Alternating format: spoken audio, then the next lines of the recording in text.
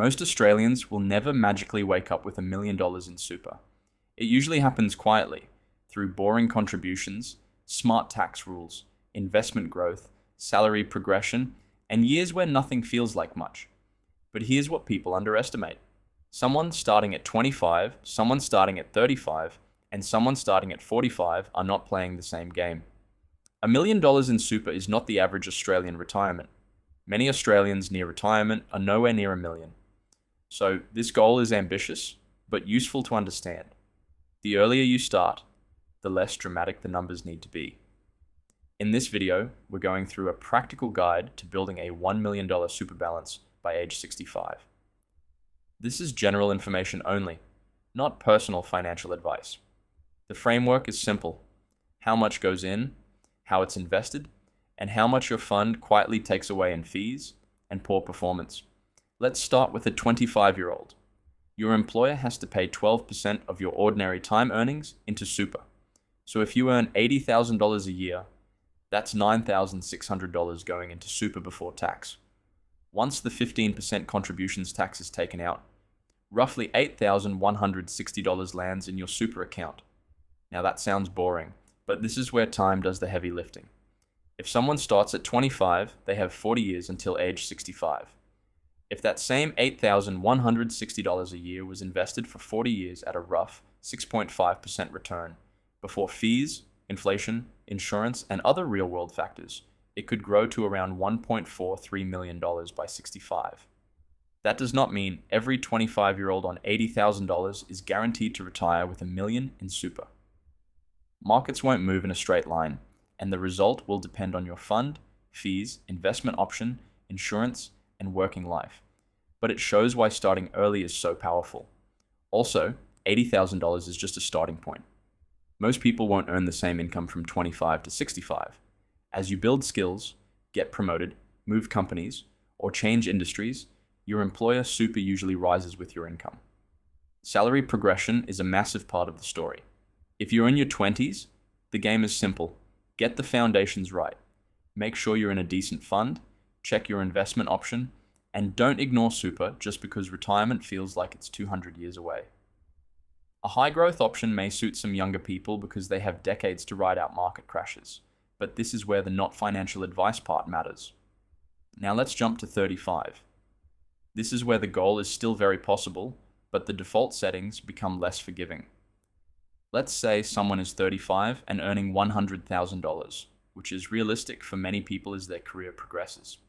At 12% super, their employer contributions are $12,000 before tax, and roughly $10,200 after contributions tax.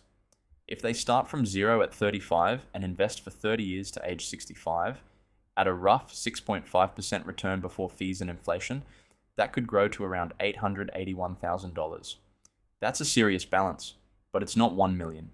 So by 35, the difference between getting close and getting there might be a small extra habit. If that person's salary sacrificed just $2,500 a year, that's roughly $2,125 extra going into super after contributions tax. Combined with employer contributions, that could grow to around $1.06 million by 65 under the same rough assumptions.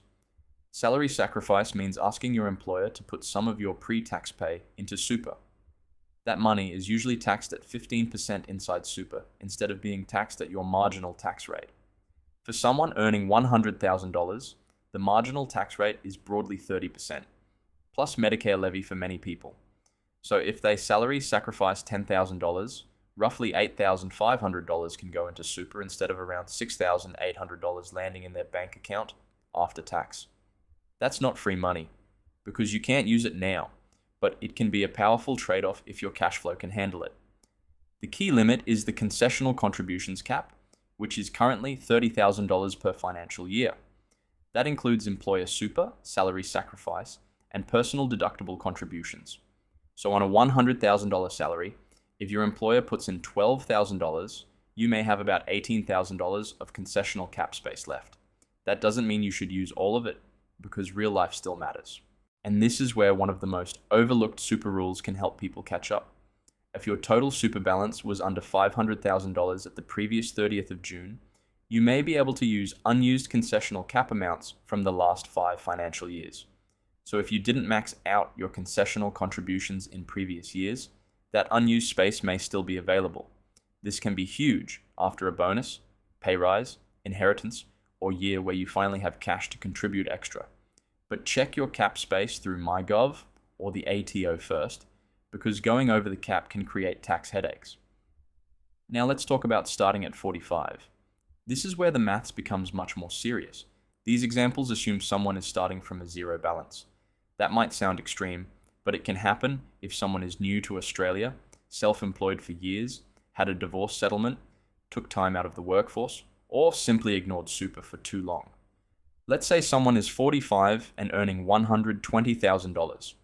Their employer contributes $14,400 before tax, and roughly $12,240 after contributions tax.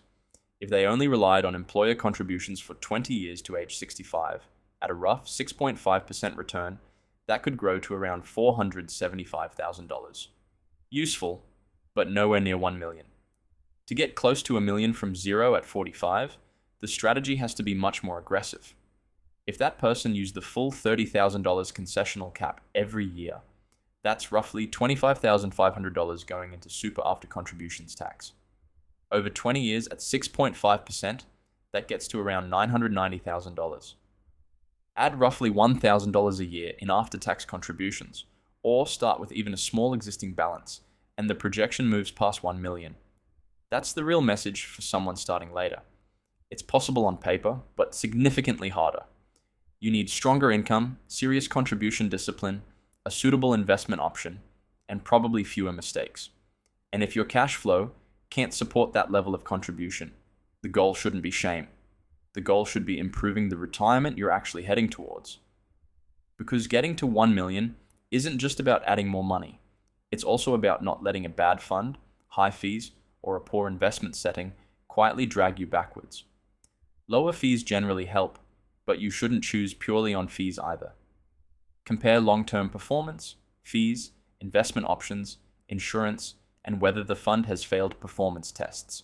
Past performance never guarantees future performance, but consistently poor performance is still a warning sign.